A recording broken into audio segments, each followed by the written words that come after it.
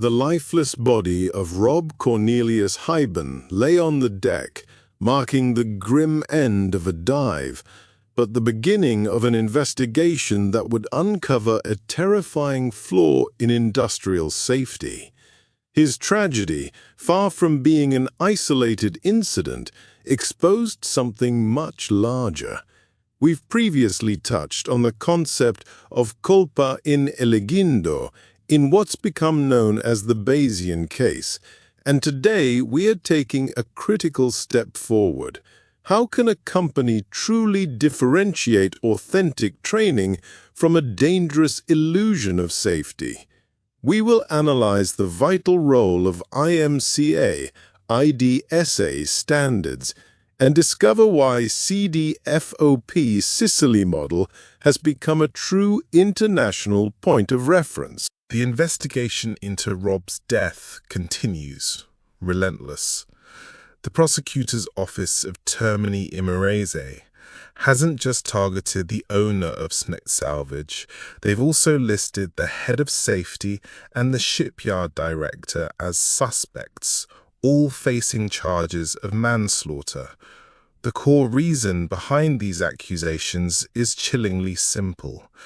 Operators were employed without the minimum requirements stipulated by Law 21 April 2016, number 7, which strictly governs training content for industrial diving activities. These were the very operators involved in the recovery effort. But there's an even wider, more alarming implication here. Working without adequate qualifications on a wreck containing 18,000 liters of fuel doesn't just jeopardize human lives. It puts the entire surrounding marine ecosystem at catastrophic risk. And this isn't just a local concern. IMCA, the International Marine Contractors Association, has issued a global alert. The industrial diving market is, quite frankly, flooded with unapproved or even entirely fictitious courses. These programs are insidious because they lead companies into a false sense of compliance, creating a perilous perception of safety and conformity that simply doesn't exist. IMCA is crystal clear on this. For qualifications to be valid, they must adhere to the IDSA Level 3 standard, specifically the Surface Supplied Offshore Air Diver certification. Crucially, they must also be subject to independent government oversight. Without this rigorous control, a piece of paper claiming qualification is utterly worthless when presented before a judge. Yet, amidst this landscape of uncertainty and profound risk, a beacon of best practice emerges, a model frequently cited as a reference: the CEDIFOP Study Center in Palermo. But why is it different? To begin with, it holds accreditation from the Sicilian region and is listed in its telematic registry.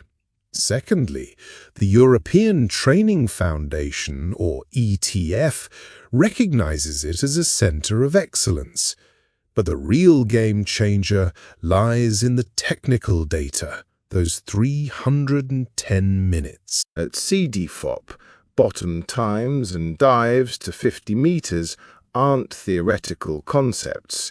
They are precisely certified according to IDSA tables and explicitly referenced by international IMCA circulars 1384 and 1385.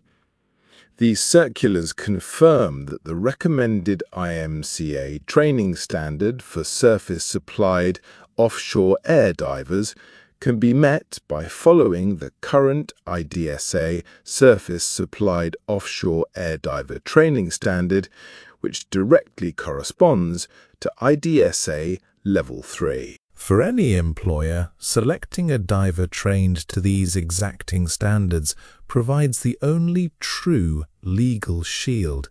Should an accident occur, being able to demonstrate that the operator is registered in the Sicilian region's registry signifies that the employer has fully met their obligation to verify technical and professional suitability.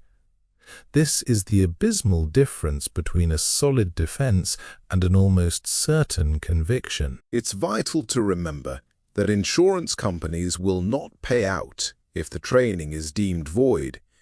Attempting to save money on a single week of a top-up course can easily escalate into $1 million compensation payment, directly borne by the company. Safety cannot be improvised, and it certainly cannot be bought with a hastily arranged course. The Bayesian case teaches us, in the hardest way imaginable, that the sea does not forgive a lack of competence, and the law even less so. Choosing the certified quality of CEDIFOP protects the lives of those who descend into the depths and simultaneously safeguards the stability of those who direct the work. Thank you for listening. Until the next episode.